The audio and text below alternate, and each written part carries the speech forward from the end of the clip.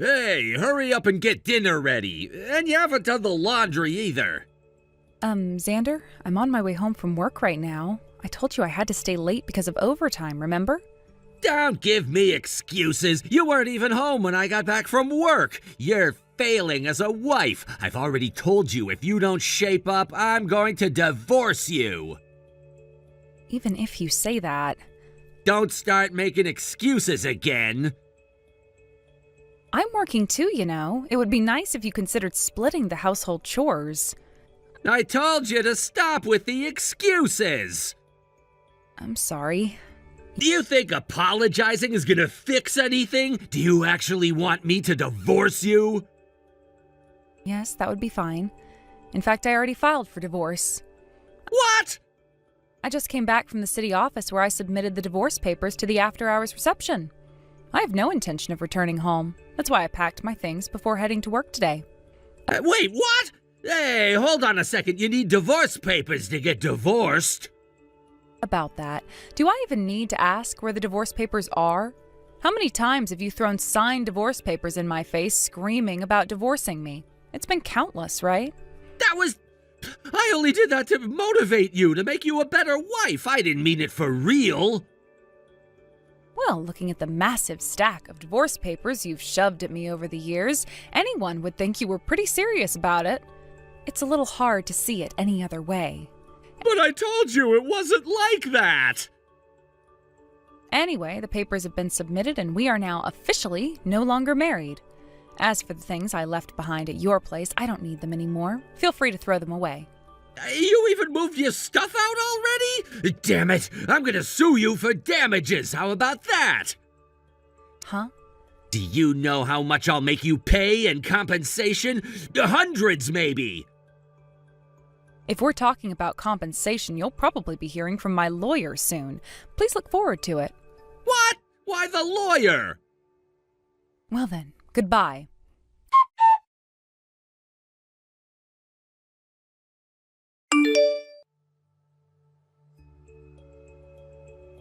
Hey, Bethany! What's this about a certified letter showing up talking about alimony? What the hell is going on? If you got the certified mail, you should know what it's about.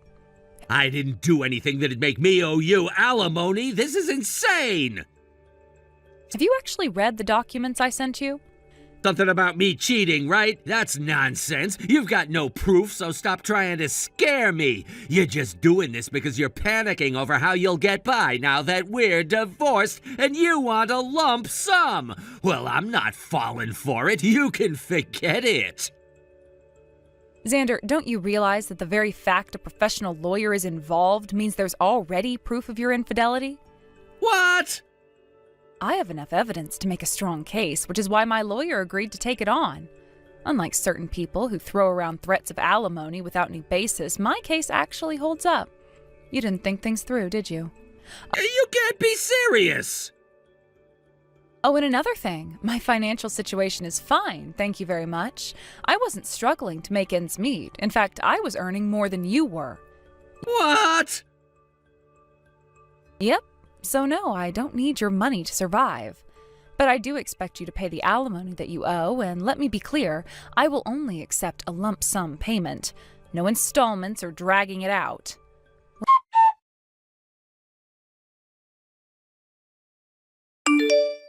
Bethany, I need to talk to you about something.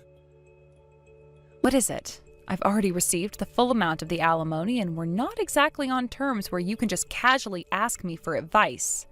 Honestly, I'm planning to block you any moment now. So I'd rather you stop contacting me altogether. Well, actually, I was wondering if you could, temporarily return the alimony. What? Do you even understand what alimony is? You want me to return it? Seriously? You see, the thing is... The thing is what? I got hit with another alimony demand from Avery, too. Oh, Avery. Right, your mistress. The one you started dating after you lied about being single. She's the wealthy girl, isn't she? I mean, we loved each other so much, but now she's suddenly demanding alimony to break up? It doesn't make sense. You can't actually be saying that, right? Like, are you seriously pulling this poor misunderstood guy act right now? You've got to be kidding me. Huh? I mean, let's be real here. You do realize you could have been slapped with a lawsuit for marriage fraud, right? What are you even talking about, acting like the victim in this? Marriage fraud? What are you even talking about? I didn't commit any fraud. You don't even see it, do you? You are such a disaster. You lied to her, pretended you were single, and started a relationship with her. If money or any kind of marriage arrangement has gotten involved, this would have been a whole different legal mess. You should be thankful you're only dealing with alimony. Are you serious? But how? How did Avery even find out that I was married? I mean, right after I paid you the alimony, she hit me with her own demand out of nowhere. This is crazy. I'm almost out of money, and now I don't even know if I'll have enough to cover my living expenses. If this keeps up, I'll not only run out of savings, but I might end up in debt. It's insane. You really are hopelessly stupid. What did you just say? Did you seriously not get it? Did it never cross your mind that maybe, just maybe, Avery and I coordinated this? That we were in contact? What? You didn't even consider that, huh? Of course not. Well, let me fill you in on something you seem to have missed. The reason I found out about your affair with Avery in the first place was because her parents reached out to me. Her parents? Wait, what do they have to do with this? Yeah, it turns out that when you're dating the daughter of a prominent, wealthy family, they tend to do their homework. It's not like they're just going to let anyone date their daughter. So they dug into your background and found out that, surprise, you were married. And once they knew, they contacted me directly. They told me everything, with proof, by the way. They even said, your husband is cheating on you and pretending to be single. He's deceiving our daughter. They had all the receipts, Xander. Wait, what? Are you telling me her parents got involved in this too? Of course they did. She's their daughter. They care about her. They were the ones who did the digging and figured out the truth. They weren't about to let their little girl get played by a two-timing jerk like you. And once they knew, they made sure I knew too, with every single detail laid out clearly. I can't believe this! So that's how all this happened? Yep. They reached out to me first, and then they let Avery in on the truth once they knew I was taking action. The reason her alimony demand came after mine was just because they prioritized making sure I was okay first. Honestly, I think they were being pretty considerate. So you're telling me I got double-teamed by you and Avery's family?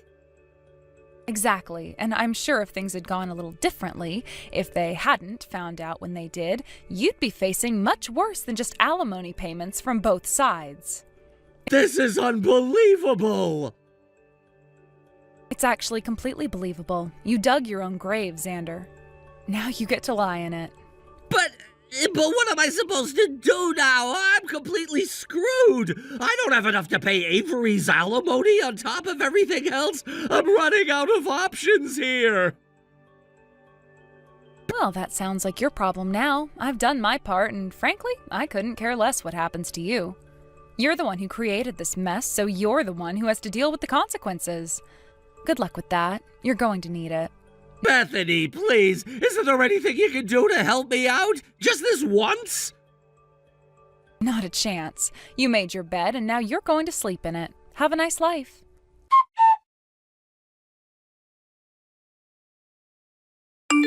I've ended up in debt, and now it's out that Avery is the daughter of a client company's president. I can't even stay at my job anymore. I have to quit. Even my mom disowned me after finding out the whole story. It's just been the two of us, me and my mom, this whole time, since I grew up in a single-parent household. Annoying. I just finished work, and I'm finally getting a moment to relax. I don't want to see your whiny messages. Actually, scratch that. I don't want any messages from you ever. But I was thinking of watching your behavior for a bit before blocking you, but you know what? Forget it. You're irritating, and honestly, you're just a hassle to deal with. I'm worried about my mom. I care about her. What?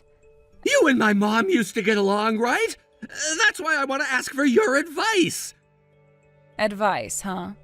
My dad passed away when I was 22, and all my grandparents are gone too. If my mom disowns me, she'll be all alone. It'll be just her from now on, living in loneliness. Hold on, did your mom disown you without telling you anything? Huh? What do you mean? Well, your mom, she got married to a man she's been dating for the last 3 years. He's the same age as her. What? What are you trying to say? Calm down. Jeez, it's not that hard to type married, is it? Wait, married? My mom is married? What do you mean? Yeah, she got married. And since you clearly don't know, your mom's already planning for the future. Once she retires, she and her husband are moving into a retirement home together. They've already started preparing for that life. They've already decided all that? And wait, why do you know all this? I'm her son. She never told me anything. Well, she and I had plenty of conversations about love and relationships, woman-to-woman stuff. She probably told me first because of that, but you? She probably didn't get a chance to tell you because right when she was going to, she found out what you'd done. What I'd done? Let's see, you betrayed me, your wife, by cheating, and then you lied to your mistress, Avery, and told her you were single. When your mom found out about all this, she was absolutely devastated.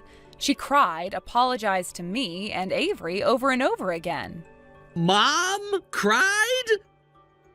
Yeah, your mom's new boyfriend, her husband, was really concerned about her and tried his best to cheer her up. They ended up rushing their wedding because of the emotional toll it all took on her. So, am I the only one left alone in all of this?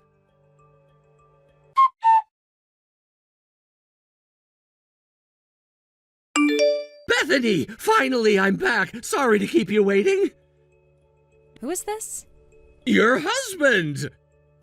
My husband? The phone number doesn't match the one of my fiancé. It's me, Xander! What? Yeah, I know the number's different. That's because I had to change it. I had you blocked. You actually went out of your way to change your number just to contact me? That is really creepy. Yeah, the number's different because I couldn't afford my phone bill for a while, so it got cut off. But guess what? I finally finished paying off all my debts. That means I could get a new phone and sign a fresh contract. Wow. So you finally managed to pay everything off? How commendable. Yeah, I've been working like crazy to fill the void, you know? Being all alone, it's tough. It's only been a few years, but it felt like an eternity.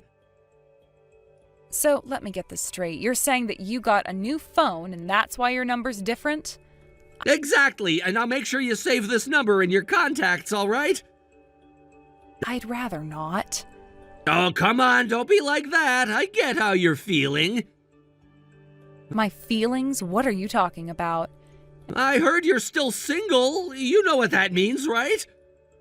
And what exactly does that mean? It means, I knew it, you've been waiting for me all this time. It's got me really emotional, honestly, so I've got the marriage papers ready. Let's fill them out and submit them to the city office today. Then we can finally start living together. Huh? By the way, where are you living now? I'll come right over. As if I'd tell you. Wait, why not? If you don't tell me, I can't come see you. I don't want you to come. What? Sure, I am technically single at the moment, but I am living with my fiancé. What? Yeah, he's nothing like you. He's kind, considerate, and he helped me heal after everything you put me through.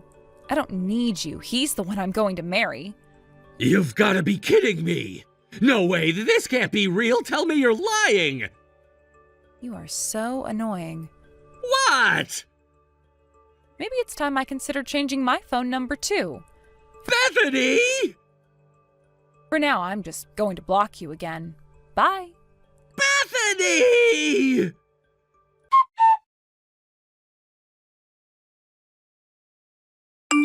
Several years have passed since all that chaos unfolded, and just when I thought I had completely left that part of my life behind, something absolutely absurd happened.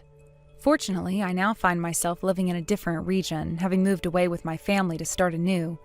We've settled into a completely new area where we have no previous connections, so I don't have to worry about anyone from my past unexpectedly showing up at my doorstep. This gives me a great sense of relief, knowing that I've severed all ties to that old life filled with drama and heartache. As time passed, I assumed that my ex-husband Xander had finally given up on trying to rekindle our relationship. After everything that happened between us, it seemed evident there was no point in pursuing a reconciliation, especially considering the mess he had created. I thought I wouldn't hear about him again after I moved away, but, of course, it seems that drama follows him like a shadow. Now there's an unexpected twist in his chaotic saga. It turns out that after he realized getting back together with me was hopeless, he set his sights on Avery, the woman he cheated on me with. One might assume that after everything he put me through, he would learn from his mistakes and find a sensible way to move on. But no, Xander doesn't do sensible. Instead, he decided to pay an unannounced visit to Avery's residence, which happens to be a high-end apartment tower, a place with impressive security features. You would think that gaining access to such a location would be challenging, especially for someone with no legitimate business being there, but somehow Xander, in his usual reckless fashion, managed to bypass all security measures. I can only guess how he managed to pull that off. Maybe he sweet-talked the security personnel, or perhaps he simply got lucky. Regardless, he found his way to what he believed was Avery's apartment, and there, he made an absolute fool of himself by professing his love for her. But instead of finding Avery waiting for him, he was met with a different reality. Avery had already moved out. When the door finally opened, the person who greeted him wasn't the woman he was desperately seeking, but a small, unassuming man who had no idea what was going on. This new tenant had probably been enjoying a quiet day at home when Xander's antics interrupted his peace. Instead of stepping back and realizing that Avery had moved on, both physically and emotionally, Xander jumped to the ludicrous conclusion that this man must be Avery's new boyfriend. Fueled by jealousy and desperation, he lost all sense of control. He didn't just confront this stranger, he exploded in a fit of rage, yelling and causing a huge commotion in the hallway. His irrational behavior escalated quickly, resulting in him attacking not just the man, but also the apartment itself. In his blind fury, he destroyed several pieces of valuable furniture and exquisite decor, some of which were worth hundreds of thousands of dollars. By the time the building security team finally responded, it was too late. The damage had already been done. They escorted Xander out of the building, but not without serious repercussions. The new resident was not going to let this incident slide without taking action. He pressed charges, and on top of that, Xander faced a hefty bill for all the destruction he had caused. The cost of repair and compensation mounted up to a staggering amount, one that was far beyond Xander's financial capabilities. And just like that, Xander found himself falling back into the dark pit of debt that he had only recently managed to escape. After putting in so much effort to pay off his previous obligations, he was right back at square one, now burdened with even more loans and financial troubles than before. His reckless attempt to win Avery back had not only failed spectacularly, but it also landed him in a far worse situation than he had been in during our tumultuous marriage. As for Avery, well, she likely never even found out about Xander's ridiculous outburst. She had already moved on, both in terms of her physical location and her emotional state. I can only imagine that she's now living her best life, far away from all the chaos that Xander tried to drag her into. And me? I'm grateful to be distanced from that entire mess. It feels like I'm watching a poorly scripted drama unfold from a safe distance, utterly astonished that I was once part of the same narrative. Honestly, Xander's downfall is a never-ending cycle of his own making. He has yet to learn how to take responsibility for his actions. Instead, he continues to shift the blame onto others, dragging everyone else down with him in the process. But at some point, you have to realize that your choices have consequences, and those consequences don't simply vanish because you wish them to. It's a tough lesson that Xander has failed to grasp, and from the looks of it, he will keep repeating the same mistakes until he finally does. For me, I've found happiness and stability in my new life. Moving away was undoubtedly one of the best decisions I have ever made, and I feel liberated having all that drama behind me. I found peace in my new environment, where Xander's presence is nothing more than a fading memory. His rage and desperation can no longer reach me, and that's a liberating feeling. In the end, I don't feel pity for Xander. After all he put me through and all the turmoil he created for others, this kind of outcome seemed inevitable. His ability to move on, his reckless actions, and his refusal to take accountability have led him right back to the dark place he has always tried to escape. And maybe that's where he'll remain unless he finally decides to change his ways. But for now, that's his burden to carry, not mine. As I reflect on everything that's happened, I can't help but feel a sense of relief wash over me. I've turned the page on that chapter of my life and stepped into a new one where I am free from Xander's toxicity. I'm no longer weighed down by his actions or the consequences of our past. I have the opportunity to build my own future, and I am determined to make the most of it.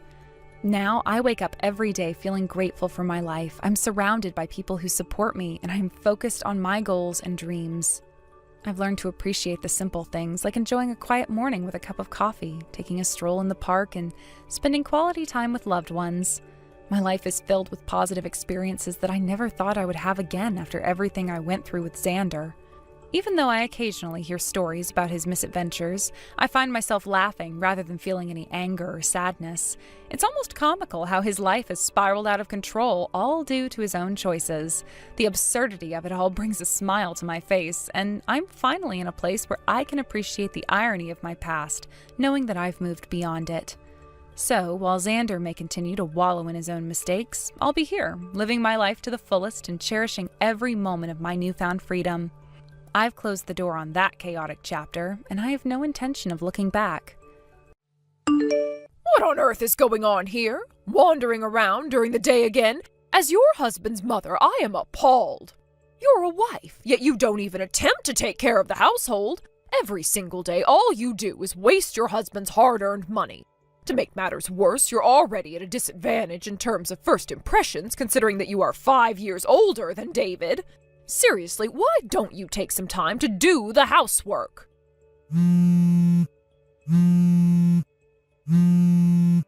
Samantha! You're just out there having fun, so you need to respond to my messages immediately. Ignoring the messages from your husband's mother is absolutely unacceptable. Do you understand?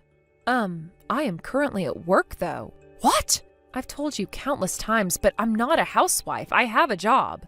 I go out almost every day during the week because I'm going to the office. After I return home, I handle the housework and I take care of the more detailed tasks on my days off. Honestly, it's been 3 months since we started living together, so can't you at least try to remember my job and how I manage my daily life? I've remembered your schedule, which is why I'm cautioning you. Listen, you need to hurry home and do the housework. You have responsibilities as a wife. You need to take them seriously. I have a meeting coming up right now. What? I have preparations to make, so please excuse me. What do you mean you have a meeting?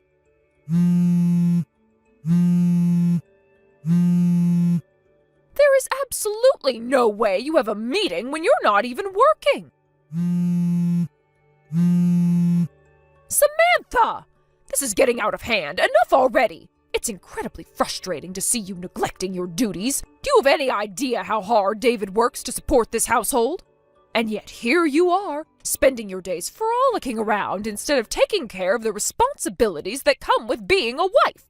If you spent even half the time on household chores that you do gallivanting around town, this home would be in much better shape. How can you expect to earn my respect when you won't even acknowledge the importance of your role? It's infuriating. You need to understand that a marriage involves mutual responsibilities, and right now, you're failing miserably in yours. You say you're busy with work, but do you really think that justifies your behavior? You need to prioritize this family and your duties at home. You may be busy, but that's no excuse for neglecting the home you share with my son. We expect you to be a partner, not just someone who's living here without contributing anything meaningful. Can't you see how your actions are affecting everyone around you? You must change your attitude, or I assure you, this will lead to major problems in your marriage. I really hope you reflect on this and take it seriously. We want to see you as a responsible member of this family, not someone who's constantly evading their duties. So please, Samantha, think about how your actions are perceived and what needs to be done moving forward.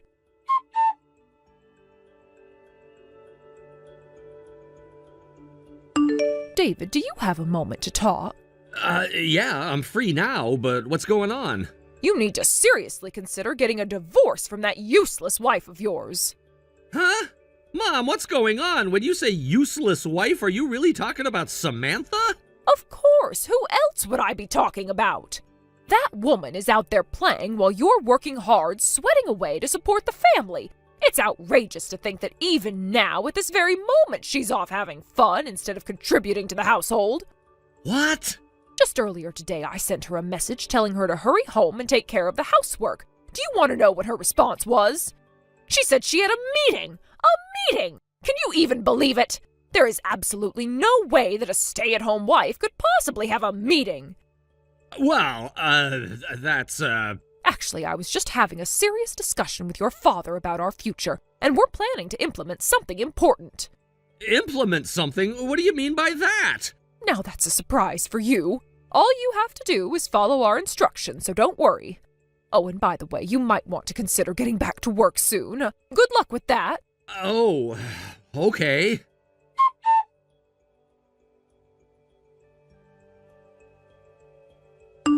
Samantha, I think you're probably busy with work right now, but I'd really appreciate it if you could reply when you get a chance. David, what's going on? I'm actually free right now. I've adjusted my break schedule a bit to accommodate some work matters, so I can chat. I see. Thanks for that. So, what's on your mind? I'm not completely sure, but it seems like my parents might be plotting something. Plotting something? What do you mean? I'm really sorry, I don't have many details at the moment. I heard about it just yesterday. When I tried to get more information from them, they kept insisting that I should just follow their directions without question. I see. I apologize for not having more substantial information to share with you. I genuinely tried to get more insights, but I was concerned that if I pushed too hard, they might get suspicious of me and back off. It's okay. Just having a reason to be cautious is already a big help to me. Thank you for sharing what you could. I feel so pathetic right now. The situation with my parents moving in happened because I carelessly got caught in a mess.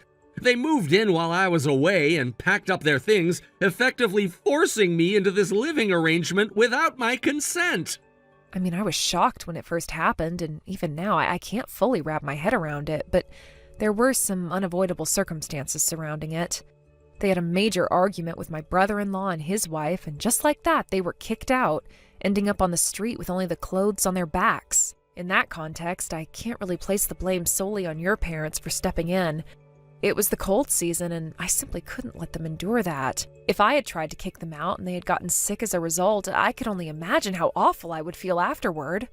However, I really despise that I find myself being manipulated by those who have no understanding of your work or position.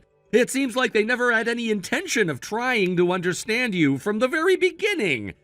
And to top it off, I'm currently relying on you financially. I want to be able to stand next to you with confidence as your partner instead of feeling so dependent on you.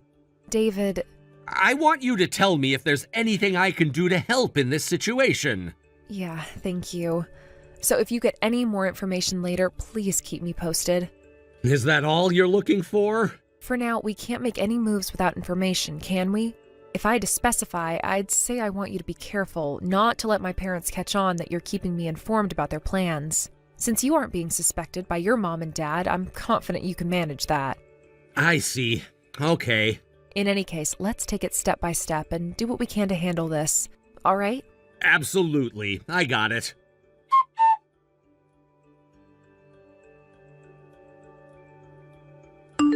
David, could you do me a quick favor? Sure, what do you need?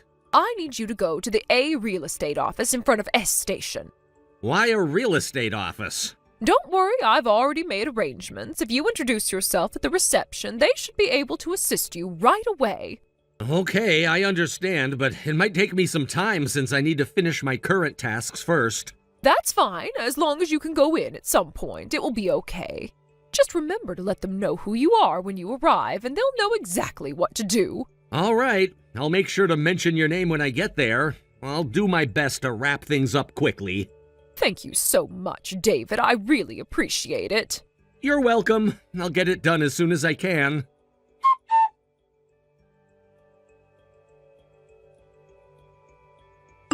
Samantha, this is an urgent situation. David? I know you're probably busy with work, but I need you to come to the A real estate office in front of S Station as soon as you can. Are you talking about the branch in front of S Station? Yes, that's the one. My mom and dad are thinking about something really dangerous. Dangerous? What do you mean? I can't explain everything right now, but it's important that you come quickly. I'll send you a message with all the details as soon as you're on your way. All right, I understand. I should be able to get there in about 30 minutes. I'm sorry for the sudden request, but I really need your help.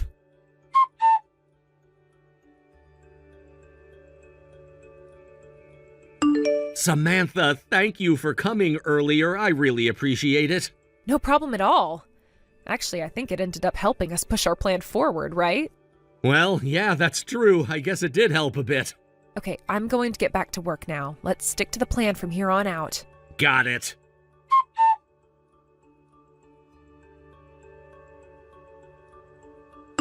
Mom, I've finished the procedures on my end. Thanks for your hard work, David. Were you surprised? Yeah, that was quite the shocker.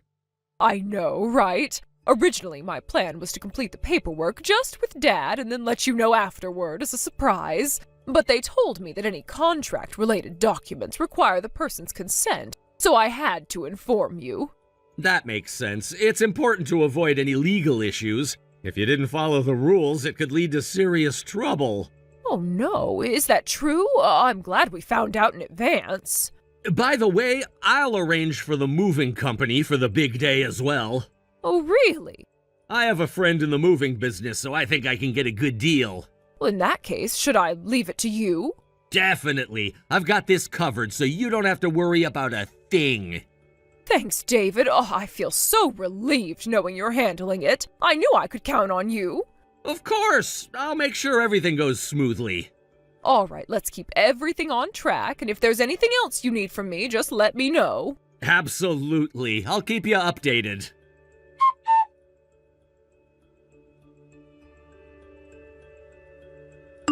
Samantha, you should be on your way home by now, right? I'll be arriving soon. Is there something you need? Well, even when you get back, you won't be able to get inside. That's because I've already terminated the lease on that house. What? David took care of all the paperwork for me. What exactly are you trying to say?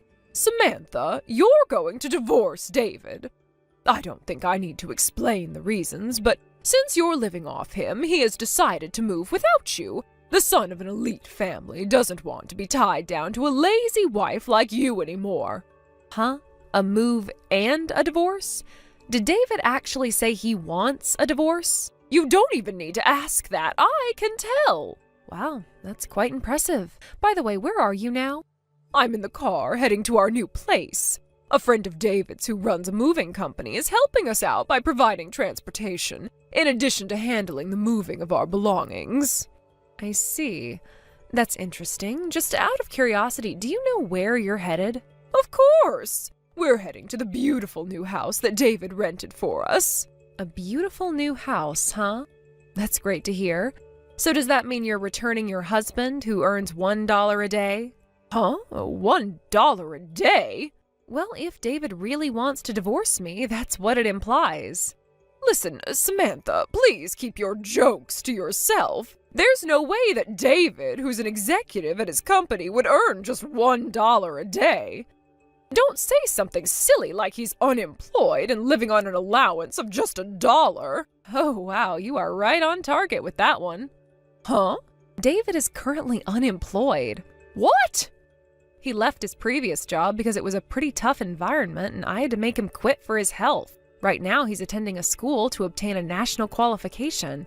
He takes his lunch with him and buys a paper bag of vegetable juice that costs less than $1 every day, which I give him at the beginning of the month. Just so you know, this is all by his own choice, so I'm not forcing him to do anything. Samantha, enough with the nonsense. David is an executive who supports us. Actually, that's my role. What? You didn't believe me even when I introduced myself at the time of our marriage, did you? On the contrary, you interpreted it as if David only decided to marry me because he became an executive. I just can't understand how you could think that way. I even told you that if you checked the executive list on the W Company website, you would see my name there, but now it seems like you've never looked at it even once, right? Well, You might have been skeptical at first, but David and I have been in a committed relationship. I supported him through his journey to become an executive, and I made sacrifices for him along the way. You see, it's not easy for anyone to balance work and personal life, especially in such a demanding role. But now it seems that all of that has been disregarded in your eyes, as if my efforts mean nothing. Do you even realize the sacrifices I made for this family? I mean, David and I had to endure challenges that came our way, and we faced adversity together. You should understand that just because he's not working right now doesn't diminish his worth or the contributions he's made to our family. In fact, his decision to pursue a qualification shows his dedication to creating a better future for us. It's hard to believe you think so little of him. It's easy to say those things when you're not the one dealing with the day-to-day struggles. Look, I don't expect you to understand everything, but at least show some respect for his efforts. This isn't just about money, it's about values and support. If David has decided to take a break to better himself, that's commendable. It means he's taking charge of his life and working towards a goal that will ultimately benefit all of us. Honestly, you should be more supportive and encouraging him rather than belittling his choices. After all, we're all in this together, and family means being there for one another. But instead, you choose to criticize and make judgments without fully understanding the situation. You're quick to jump to conclusions without considering the bigger picture.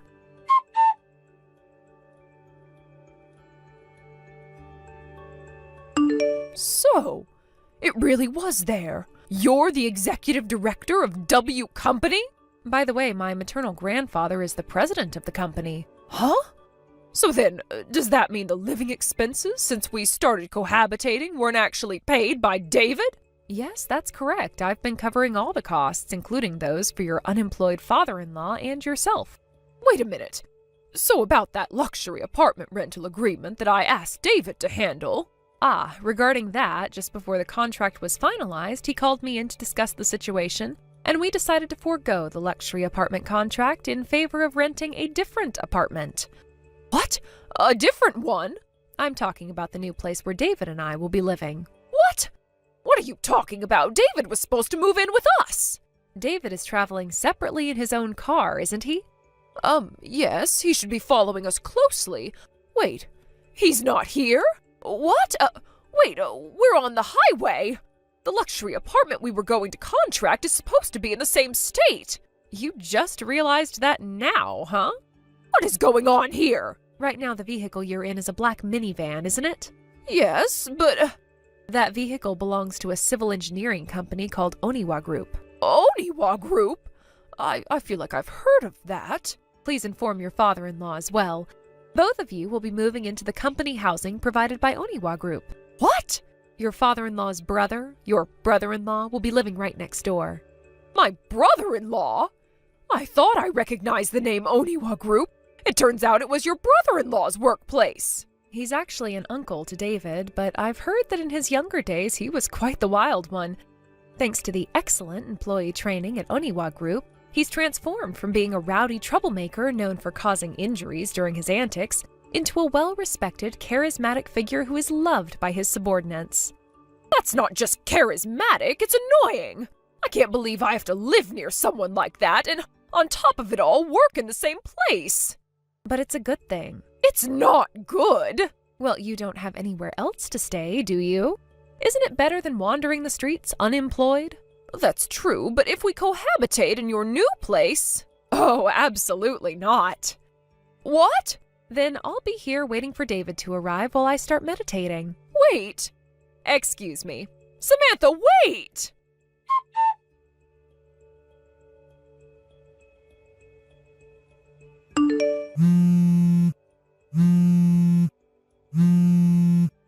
David! Hey, respond to me! You're not really heading over to Samantha's place, are you?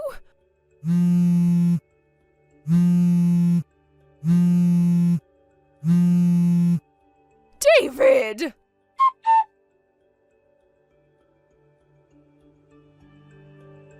The husband was raised as the only son among two male siblings, a circumstance that inevitably shaped his upbringing in significant ways.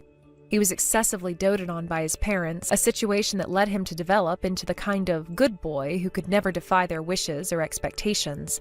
This environment fostered a sense of obligation within him, creating a long-standing bond with his parents that began to feel more like a curse than a blessing. The expectations they placed upon him were immense, and he felt a constant pressure to maintain the image of the perfect son. This deeply ingrained sense of duty, cultivated over many years, created the sort of emotional bondage that seemed to overshadow every aspect of his life. It wasn't until he encountered me, a representative from a business partner, that he began to see things differently. The reality of his situation was slowly dawning upon him, and our meeting marked a pivotal moment in his life, leading us to where we are now in this complicated yet hopeful journey of self-discovery. After years of living under the suffocating weight of his parents' expectations, David has finally reached a turning point in his life. The moment of liberation that he has longed for has finally arrived. He successfully obtained a national qualification, an achievement that many would consider significant and indicative of a promising future. Since then, he's been diligently working at his new job, a role that not only challenges him, but also empowers him to explore his potential and capabilities in ways he had never imagined. This new chapter in his life marks a shift, not only in his career, but also in his personal growth and development as an individual.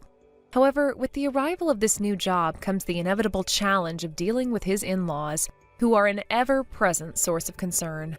They embody the kind of overbearing parental figures that can easily undermine one's self-esteem and autonomy. I can vividly recall a recent incident that encapsulated the essence of this issue perfectly. Picture this: a luxury black van, sleek and imposing, pulls up with a sense of urgency and authority. My heart raced as I felt an overwhelming wave of tension sweep over me, an anxiety that was palpable in the air. I felt compelled to confront them, boldly shouting for them to turn back right away. Despite my bravado, a glance around revealed that I was encircled by a group of remarkably strong employees, all of whom seemed to have muscles rippling beneath their shirts, casting an intimidating shadow over me. The sight of these imposing figures surrounding me made my heart drop. My confidence was quickly eroding under their scrutiny, and I felt incredibly vulnerable in that moment. At that moment, reality sank in. The gravity of my predicament was becoming clearer, and my initial bravado began to fade. Instead of feeling empowered by my outburst, I found myself flustered and overwhelmed, almost as if I was caught in a surreal nightmare.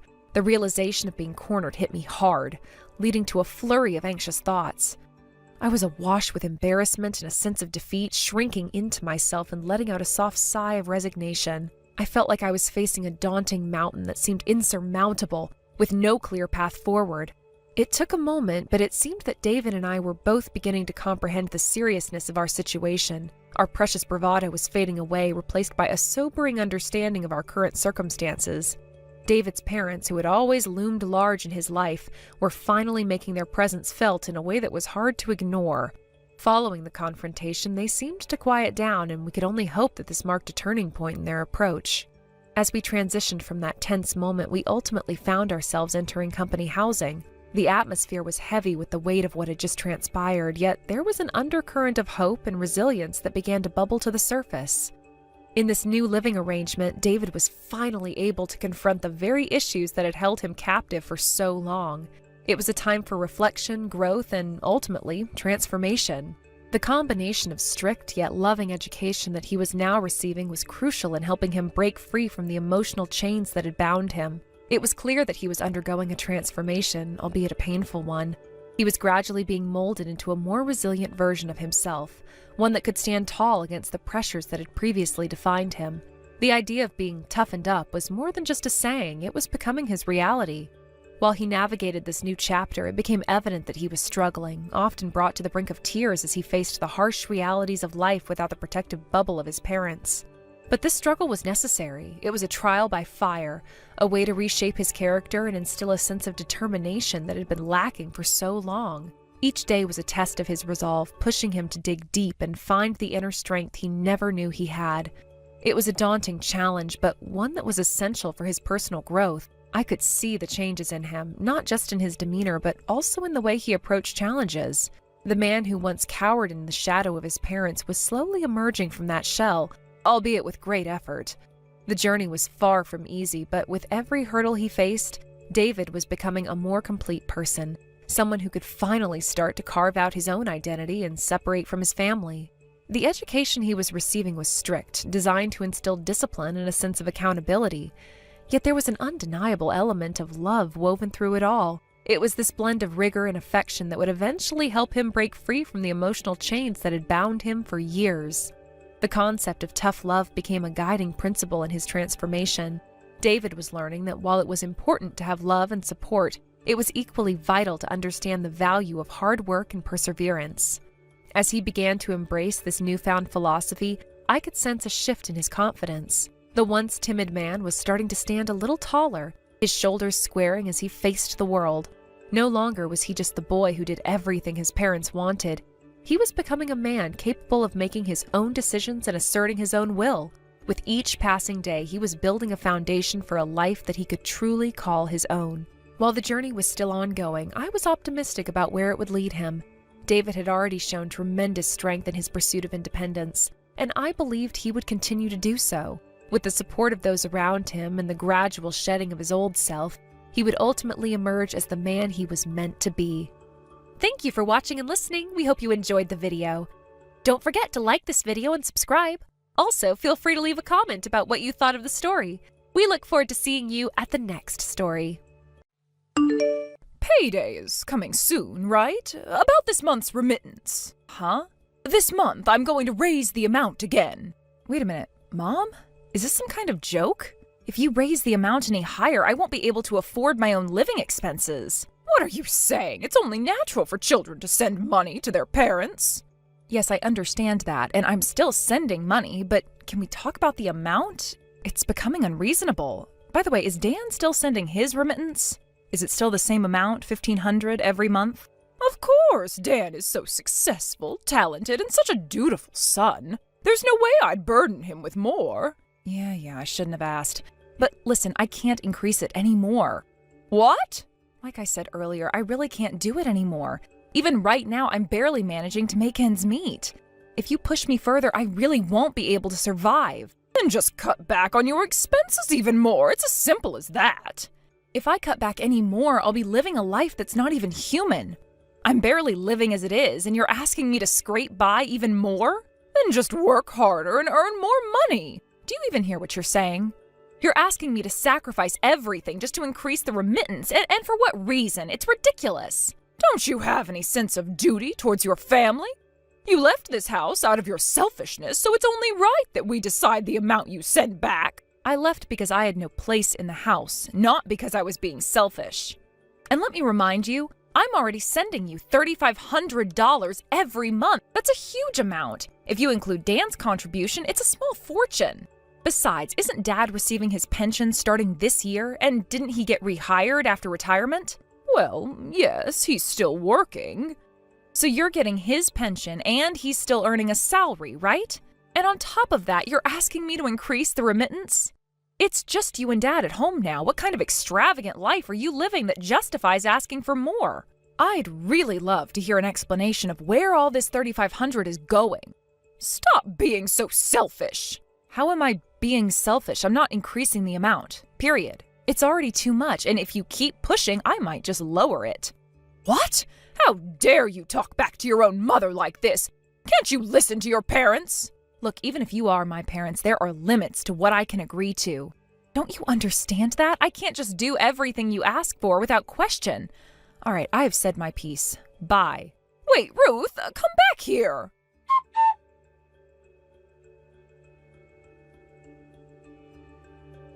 Ruth, is it true that you haven't sent this month's remittance yet? Yeah, I haven't sent it. Why not?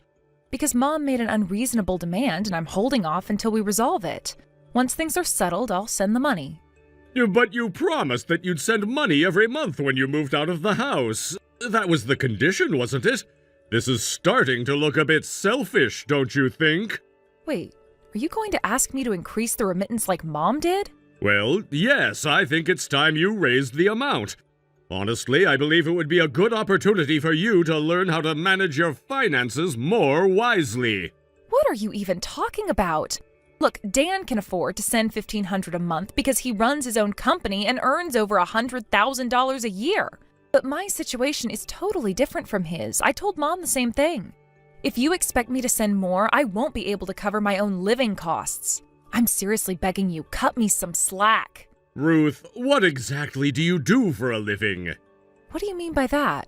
Well, I thought you were in a specialized profession with the potential for high earnings. But if you're telling me you can't survive after sending the little amount of money you do, I have to wonder, are you really working properly or are you just wasting your money carelessly? What? Given the current situation, it's hard not to think that.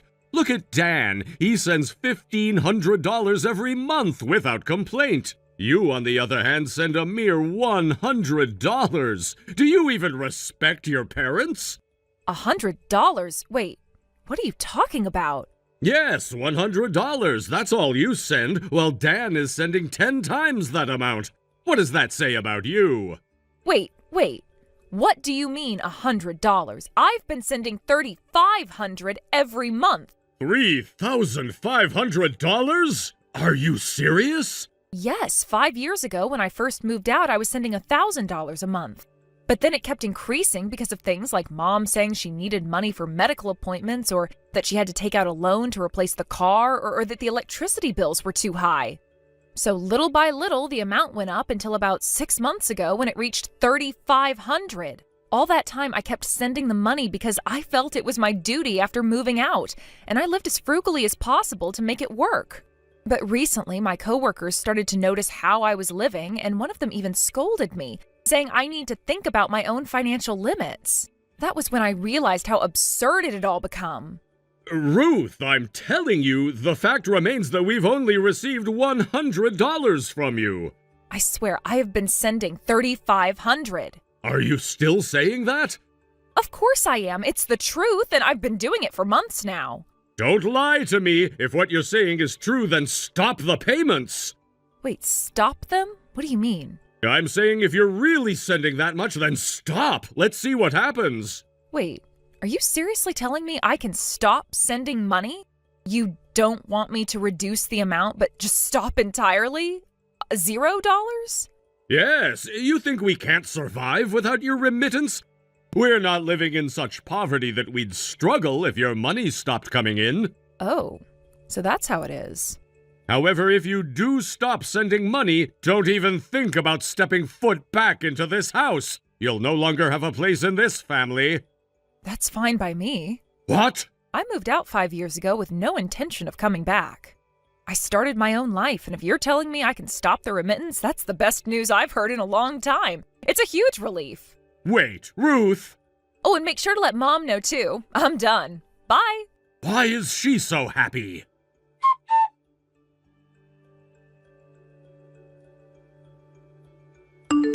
Ruth, hurry up and send the remittance. For now, I'm fine with the usual $3,500. Just make sure you transfer it today. Huh?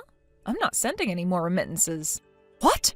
You can't do that. I'm in the middle of dealing with so many bills. The payment deadlines are coming up fast. Like I said, I'm not sending any more money.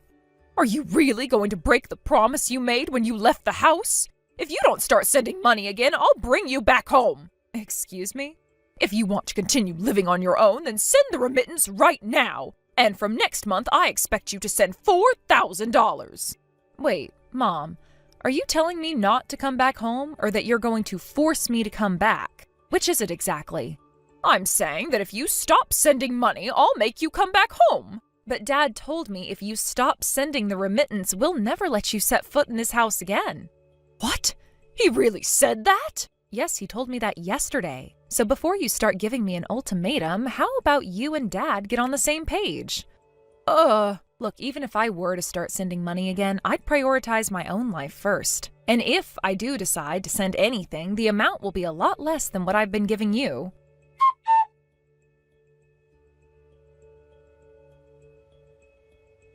Hey, where are you?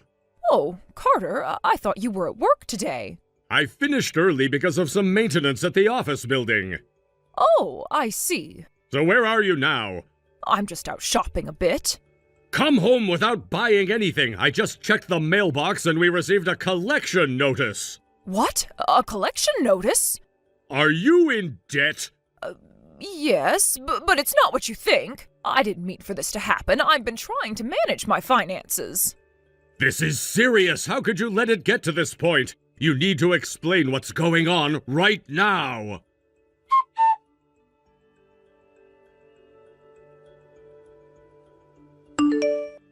Ruth, please, I need you to start sending the remittance again. Huh? Dad? What's with the sudden request? I thought you said you wouldn't have any problems without my remittance. Well, that's not quite the case. The other day I found multiple collection notices addressed to your mother. Collection notices? What do you mean? It seems she had been collecting the mail and hiding it before I could see it. They were right in the mailbox, but she made sure to keep them away from me. So this means there's debt involved?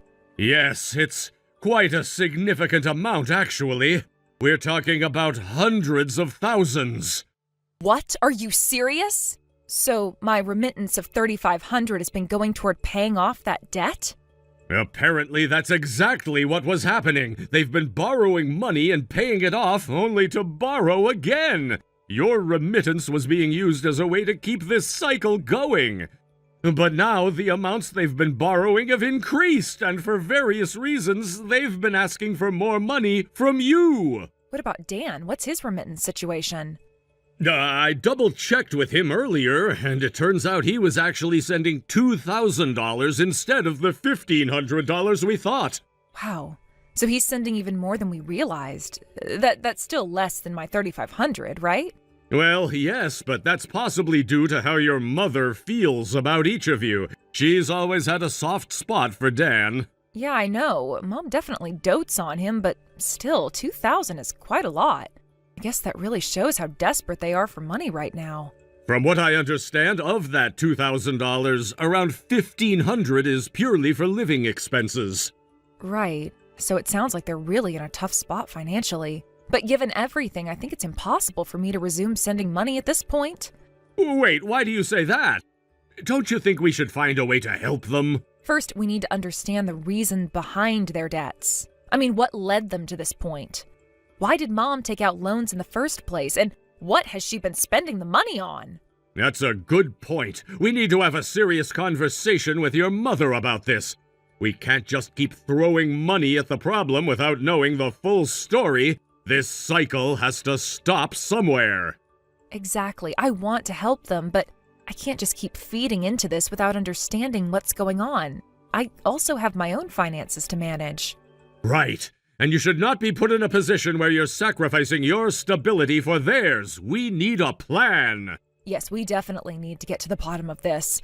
Once we talk to Mom, we can figure out what's truly needed and how to move forward from here.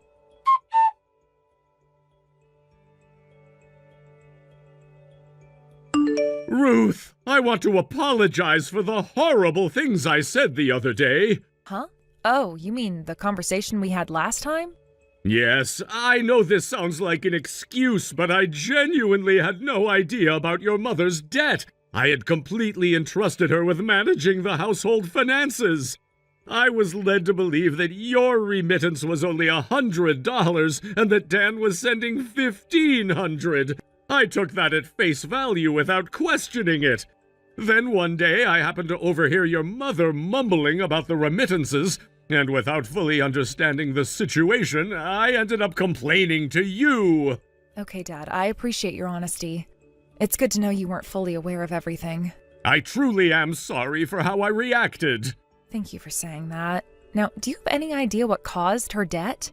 I've always thought she was a bit careless with money, but I never imagined it was serious enough to accumulate debt. What could have happened? Well, it turns out she got really into hosting. Hosting? You mean like she's been spending money on that? Yes, apparently. From what I've gathered, she was doing more than just socializing. It seems she got heavily involved in that lifestyle. Oh my God.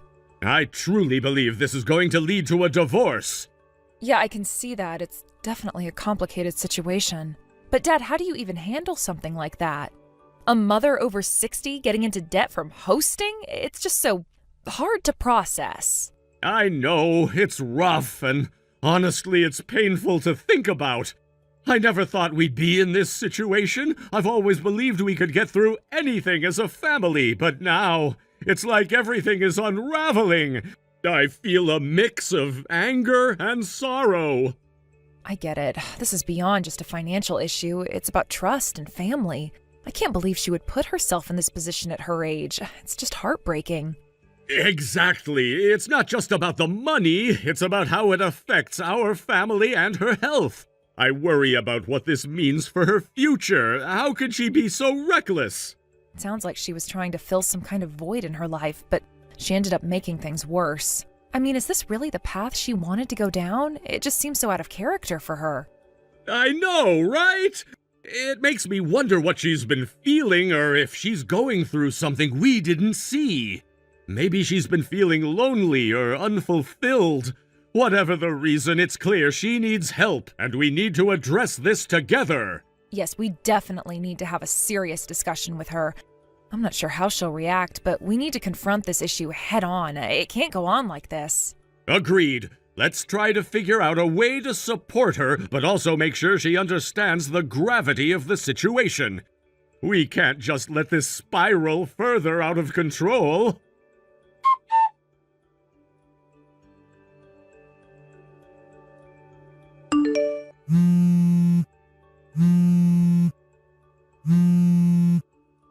Ruth, you've been living in this apartment, haven't you? Huh? Mom, what are you talking about? This apartment, room 105. What about it? I just ran into a resident from here, and they told me that ever since you moved out 2 months ago, that room has been empty. First, I want to know how you even found out about that room. I never told anyone my new address since I left home.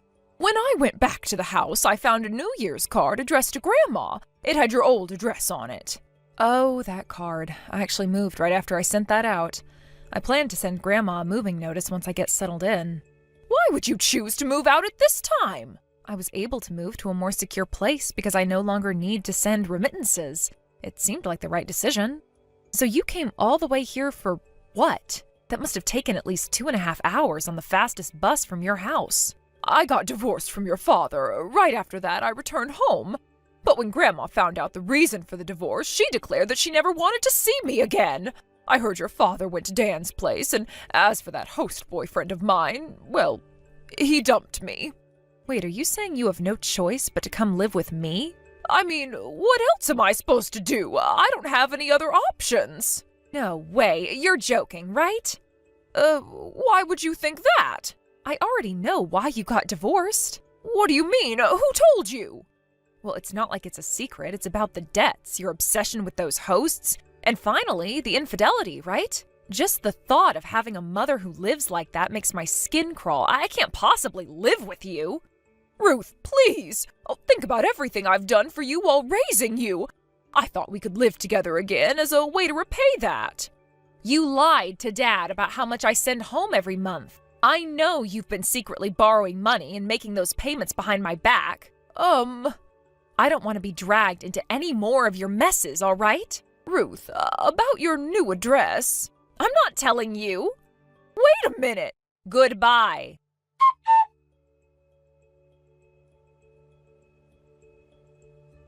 What on earth is she thinking? I truly cannot understand my mother's thought process. To be honest, I don't even want to understand it. After all, she failed to come to me for help, and now, because of that, she really has no place to go. For several days, she's been wandering around the nearby park, seemingly lost and without direction. While I was searching for her, I was approached by a group who had apparently been looking for her too. Before I knew it, they took me along with them, and I felt an odd sense of connection with these strangers, united by our concern for someone who had once been a central figure in my life. The days turned into an agonizing blur as I tried to piece together my mother's whereabouts. I could picture her in the park, sitting on a bench, staring off into the distance, seemingly lost in thought. I imagined her mind racing with all the burdens she carried. Is she reminiscing about better times or contemplating her next move? It's troubling to consider that her situation could spiral even further into despair. I remember the times when she was a vibrant part of my life, full of laughter and warmth. Those memories felt like a distant dream now. The thought of her aimlessly wandering without purpose gnawed at my insides. I had always assumed she would reach out if she needed help, but her silence spoke volumes about her state of mind. Was it pride, shame, or something else that kept her from turning to me? Days later, I encountered a group of people who seemed genuinely concerned about her. They approached me, asking questions about her whereabouts. Their faces were a mix of worry and sympathy, and I felt a strange kinship with them, despite not knowing them. It struck me how many lives my mother had touched, and yet she was now isolated and alone. They led me to a cafe nearby where we sat down to discuss what we knew. I learned that this group had been trying to find her for a while. They recounted stories of their encounters with her, how she would often sit alone, engaging in conversations with strangers, offering her insights on life, and sometimes sharing bits of her own struggles. I listened intently, taking in every detail, feeling both comforted and alarmed by the kindness of these people. As they spoke, I felt my own frustration bubbling to the surface.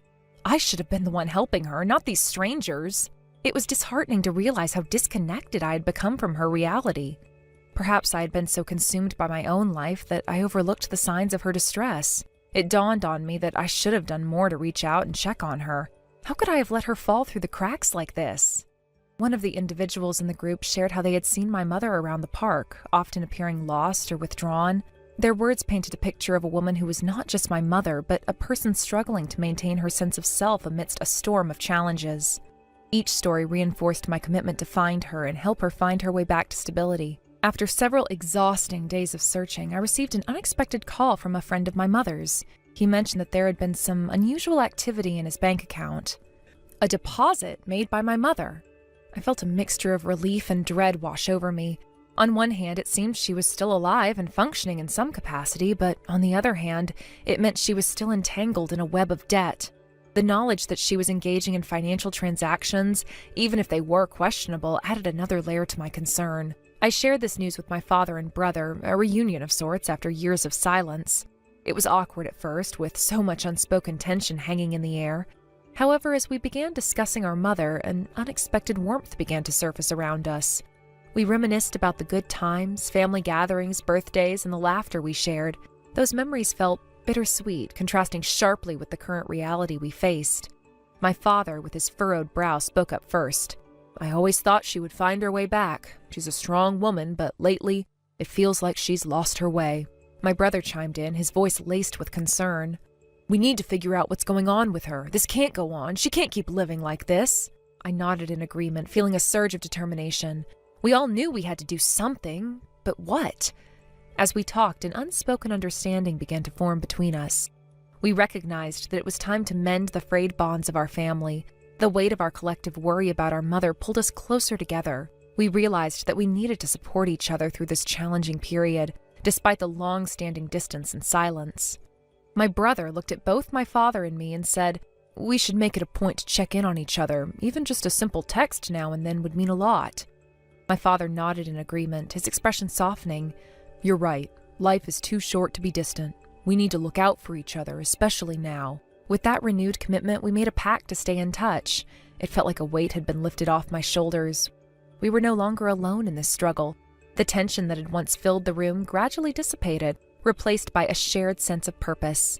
Dan, who had been quietly listening to our conversation, chimed in with a brilliant idea. "Why don't we create a family group chat?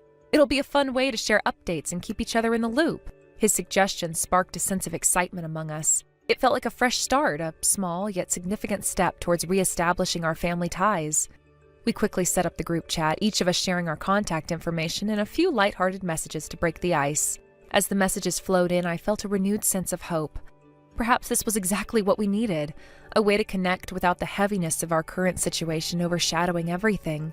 We could share photos, jokes, and everyday moments, creating new memories even amidst the chaos. I left the meeting with my father and brother feeling lighter. Despite the gravity of our mother's circumstances, I had hope that we could find a way to support her together. I realized that family didn't have to be perfect, it just had to be there for one another in times of need. In the following weeks, we kept the group chat active, sharing snippets of our lives and encouraging one another to stay connected. I felt a sense of belonging that I hadn't experienced in a long time. Even though my mother remained elusive, I took comfort in the knowledge that I was not alone in the struggle. Then one day I received a message from my brother. He had managed to track down one of our mother's acquaintances. "I spoke with someone who said they saw her last week," he wrote.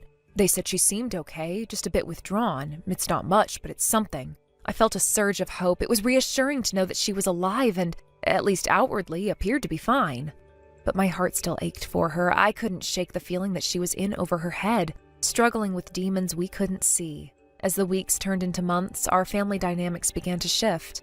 We made an effort to reconnect, sharing not just our concerns about our mother, but also celebrating the milestones in our lives. Birthdays and anniversaries became occasions for us to come together, even if virtually.